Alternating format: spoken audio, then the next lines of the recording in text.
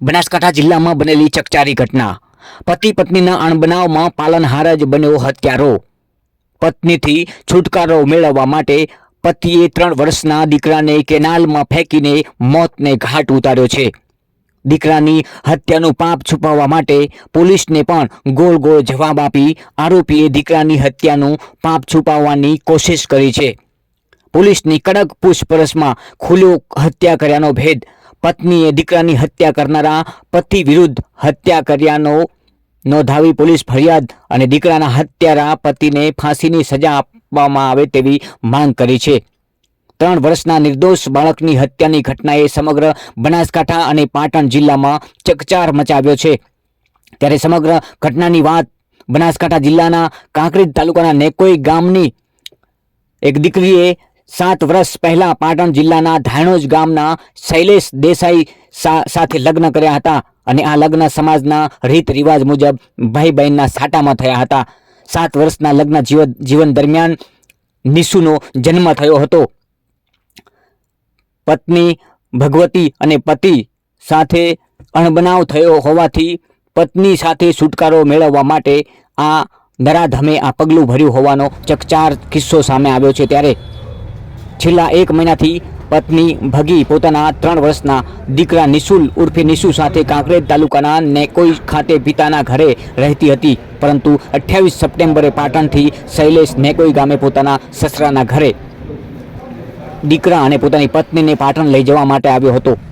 28 સપ્ટેમ્બરના બપોર બાદ પત્ની અને 3 વર્ષના દીકરા નિશુલ ઉર્ફે નિશુને બાઇક પર લઈ પાટણ જવા નીકળ્યો હતો।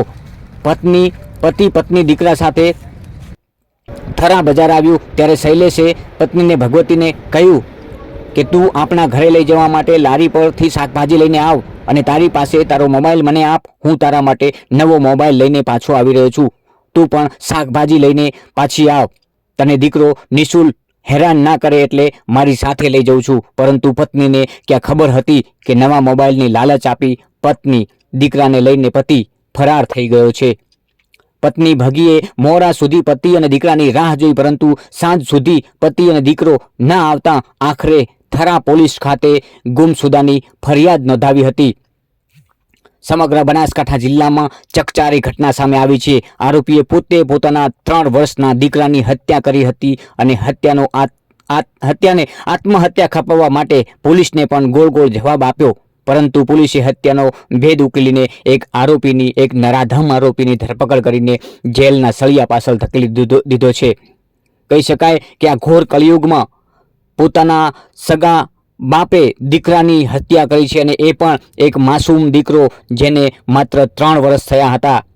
આ દુનિયામાં પાપા પગલી માંડી અને આ દુનિયામાં આવી અને પોતાના મા બાપનું નામ રોશન કરવાના હજુ તો સપના જોતો હશે, ત્યાં જ પોતાના નરાધમ પિતાએ એક માસૂમ દીકરાની હત્યા કરીને સમગ્ર પાટણ અને બનાસકાંઠા જિલ્લામાં ચકચાર મચાવી દીધી છે।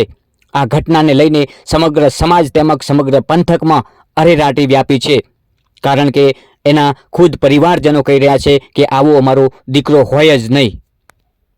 2023ના રોજ થરા પોલીસ સ્ટેશનમાં જે ફરિયાદી છે ભગવતીબેન તળજાભાઈ ચેરાભાઈ રબારી કે જે પોતાએ નેકોઈ ગામના વતની છે, એઓએ ફરિયાદી હકીકત આપેલી કે પોતાના મેરેજ 7 વર્ષ પહેલાં આ કામના જે આરોપી છે અને તે પોતે એમના પતિ પણ છે શૈલેષભાઈ રબારી ધાણોજના વતની છે પાટણ જિલ્લાના, એમની સાથે થયેલા હતા અને બંને વચ્ચે 7 વર્ષ દરમિયાન મનમેળ ના હોય અને એના પતિ એ પસંદ કરતા ના હોય, ઘરે આવતા જતા હતા અને એ પોતે અત્યારે પિયરમાં રહેતા હતા।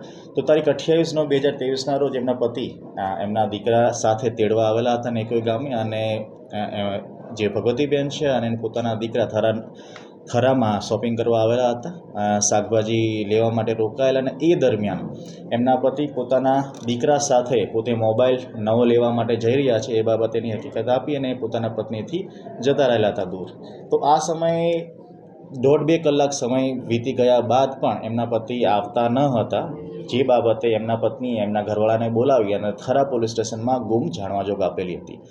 તો આ ગુમ જાણવાજોગની તપાસ દરમિયાન પીએસઆઈ શ્રીએ તપાસ કરતા એમના પતિનું લોકેશન સતત નર્મદા કેનાલની બાજુમાં આવતું હતું। આ નર્મદા કેનાલના લોકેશનને અમે ટ્રેસ કરીને એમના પતિ જ્યારે એમના બાળકને થરાદ કેનાલમાં ફેંકી અને પરત આવતા હતા એ દરમિયાન ઝડપી લેવામાં હતા. અને સમગ્ર મામલામાં હકીકતમાં તપાસ કરતા હકીકત એ સામે આવેલી કે એમના પતિ એમના પત્નીને પહેલાંથી જ પસંદ ન કરતા હતા અને આ 7 વર્ષના લગ્નગાળા દરમિયાન એમને બાળકનો જન્મ થયો હતો. બાળકનું નામ નિશુ હતું અને એ બાળકના કારણે એમના છૂટાછેડા થઈ શકતા ન હતા.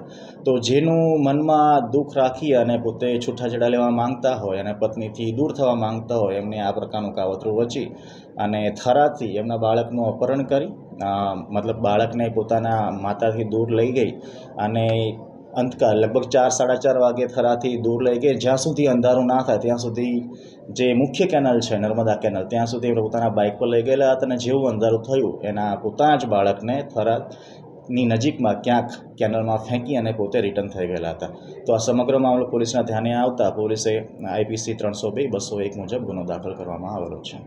સાહેબ, શું કહેશો જે પ્રકારે હત્યાની પાસે કેટલા આરોપીઓ જવાબદાર છે?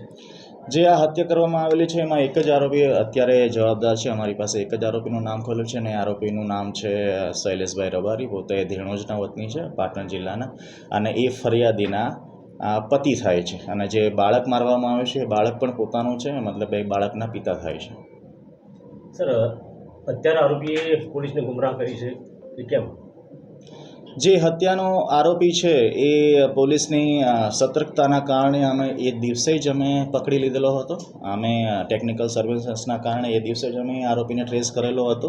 પરંતુ એ એન કેન પ્રમાણે બાના બનાવતો હોય અને એનું મુખ્ય રીઝન એ હતું કે એ એવું પ્રકારે ખપાવી દેવા માંગતા હતા કે થરાદ કેનાલમાં પોતે બંને પિતા અને બાળક પોતે બંને પડી ગયા હતા આત્મહત્યા કરવા માટે અને પછી પોતાને કોઈ લોકોએ બચાવી લીધેલો હતો અને પોતે પછી જીવિત બહાર નીકળ્યા હતા. આ પ્રકારનું એનું માઇન્ડસેટ હતું કે આ પ્રકારની સ્ટોરી બનાવીને પોતે આ હત્યાના બનાવમાંથી બચી શકે એ પ્રકારનું એનું પૂર્વયોજિત એને ષડયંત્ર રચેલું હતું. પરંતુ પોલીસની સતર્કતાના કારણે પોલીસે એ આરોપીને ઝડપી લઈ અને સમગ્ર હકીકત બહાર કાઢેલી હતી.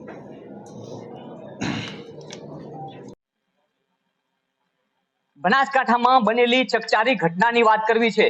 બનાસકાંઠાના નેકોઈ ગામે રહેતા ભગવતીબેનના લગ્ન 7 વર્ષ અગાઉ પાટણ જિલ્લાના ધાણોજ મુકામે કર્યા હતા અને 7 વર્ષ દરમિયાન એક નિશુનો જન્મ થયો હતો અને આ એ જ નિશુ છે જેનો હત્યારો ખુદ એનો બાપ બન્યો છે. કહી શકાય કે આ સમાચાર સમગ્ર પંથકમાં પ્રસરતા ઘેરા પ્રત્યાઘાત પડ્યા છે અને ચારે બાજુ આ નરાધમ પિતા ઉપર ફિટકાર વરસાવી રહ્યા છે.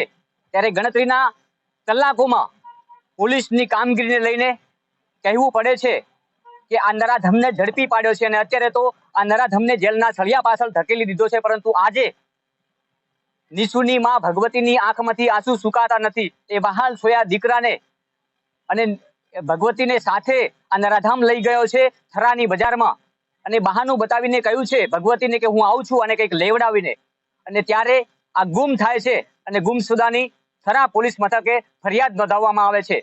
પરંતુ એ નિશુને ક્યાં ખબર હતી કે આ મારો બાપ જે મને ફરવા લઈ જઈ રહ્યો છે એ જ મારો હત્યારો બનશે. નિશુને ક્યાં ખબર હતી કે મારો પિતા જ મારો નરાધમ હત્યારો બનશે. આ એક ચકચારી ઘટના ચારે બાજુ સમાજમાં પણ ફિટકાર વરસાવી રહ્યા છે. કહી શકાય કે ખુદ એ શૈલેષ દેસાઈ જે ધાણોજનો વતની છે એના માવતર પણ કહી રહ્યા છે કે આવો મારો દીકરો હોઈ જ ના શકે. આવું અત્યારે હાલમાં સમગ્ર વિસ્તારમાં ફિટકાર આ નરાધમ બાપ ઉપર વરસી રહ્યો છે. ત્યારે કહેવું પડે છે કે એક એ નાનકડા બાળકની વેદના શું હશે જ્યારે કેનાલમાં ફેંકી દેવામાં આવ્યો છે. એ નાનકડા બાળકની ભૂલ શું હતી કે એની હત્યા કરવામાં આવી છે.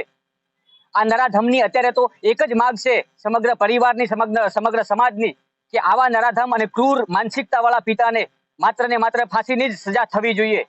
અત્યારે ચારેકોર ફિટકાર વરસાવી રહ્યો છે. ત્યારે આજે એ જ નરાધમ આરોપીને દિયોદર ડીવાયએસપી ઓફિસમાં લાવવામાં આવ્યો હતો અને ત્યારબાદ થરા પોલીસ તેને લઈ ગઈ છે અને કહી શકાય કે પોલીસની કામગીરીને સલામ છે. ગણતરીના કલાકમાં આ નરાધમ પિતાને ઝડપી પાડીને ખુદ એના મોઢે કબૂલ્યું હતું કે મારા દીકરાની હત્યા મેં જ કરી છે. આવા ઘોર કળિયુગમાં કહી શકાય કે આ નરાધમ પિતા હોઈ જ ના શકે. આ ઘટના કહી શકાય કે કાળજું કંપી ઉઠે એવી ઘટના છે. જ્યારે એના દીકરાને અહીંથી લઈ ગયો અને જ્યારે કેનાલમાં ફેંકવાનો હોય ત્યારે કહી શકાય કે એનું કાળજું કંપી ના ઉઠ્યું. આ તે કેવો બાપ કે અહીંથી લઈ ગયા પછી એનો ગુસ્સો 2 કલાક બાદ પણ ઓછો ના થયો અને એને એના મનમાં એવી ગાંઠ વાળી દીધી હતી કે આ બાળકની હત્યા કરીશ તો જ હું આ ભગવતીથી જુદો થઈશ, પરંતુ એને ખબર નથી કે આ કાવતરાથી સમગ્ર સમાજમાં ફિટકાર વરસશે અને આ કાવતરાથી હું પોતે જેલના સળિયા પાછળ ધકેલાઈ જવાનો છું. પરંતુ નરાધમને માનસિકતા, ક્રૂર માનસિકતા હતી એટલે કઈ આવું સૂઝ્યું નહીં અને એ આખરે એના જ બાળકનો હત્યારો બન્યો. આ નરાધમ પિતાને છોડવો જ ના જોઈએ. સમગ્ર સમાજમાં એક જ ફિટકાર વરસી રહી છે કે નરાધમ પિતા અને ક્રૂર માનસિકતા વાળો શૈલેષ એને ફાંસીની સજા જ થવી જોઈએ. રાજ ગજ્જર, બનાસ તક.